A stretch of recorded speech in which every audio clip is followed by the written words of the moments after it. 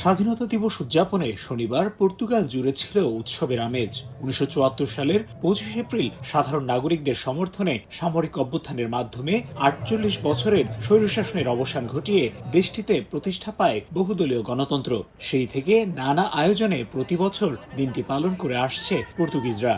স্মরণ করা হয় বিপ্লবের বীরদের। পর্তুগালের পতাকার পাশাপাশি দিবসটির প্রতীক হিসেবে লাল রঙের কার্নেশন ফুল নিয়ে লিসবনের এভিনিদা লিবার্দাদের ঐতিহাসিক র্যালিতে যোগ দেয় মানুষ। নানা প্লেকার্ডের পাশাপাশি হাতে হাতে ছিল লাল ক্রাবো ফুল। বিপ্লবে ব্যবহৃত সাজোয়া যান নিয়ে সৈনিকেরাও অংশ নেন র্যালিতে। সংগঠন সলিডারিটি ইমিগ্রেন্টের ব্যানারে অংশ নেন অনেক প্রবাসী বাংলাদেশিও।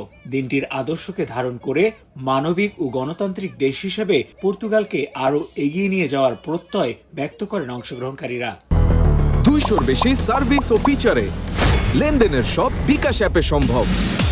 Nós tivemos uma das ditaduras mais longas da Europa. 52 বছর পরেও আজকের এই দিনটি আমাদের স্মরণ করিয়ে দেয় যে স্বাধীনতার জন্য আমাদের লড়াইয়ের দীর্ঘ ইতিহাস। আজকের গণতান্ত্রিক পর্তুগালের যাত্রা শুরু হয়েছিল এই দিনেই। আমরা এখনো অনেক কিছুই পেয়েছি।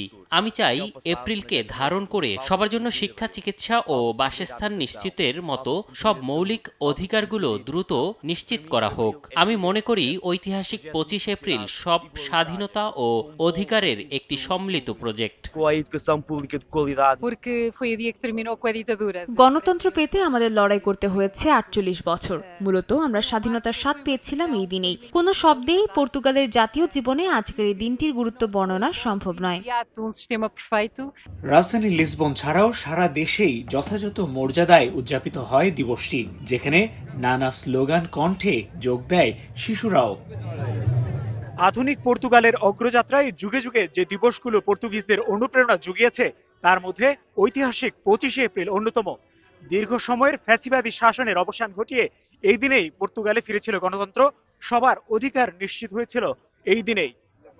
তাই সামনের দিনগুলোতেও সাম্যের ও গণতান্ত্রিক পর্তুগালের এই ধারা অব্যাহত থাকবে, এমনটাই প্রত্যাশা প্রতিটি পর্তুগিজ নাগরিকের। তারিকুল হাসান আশিক, সময় সংবাদ, লিসবন, পর্তুগাল।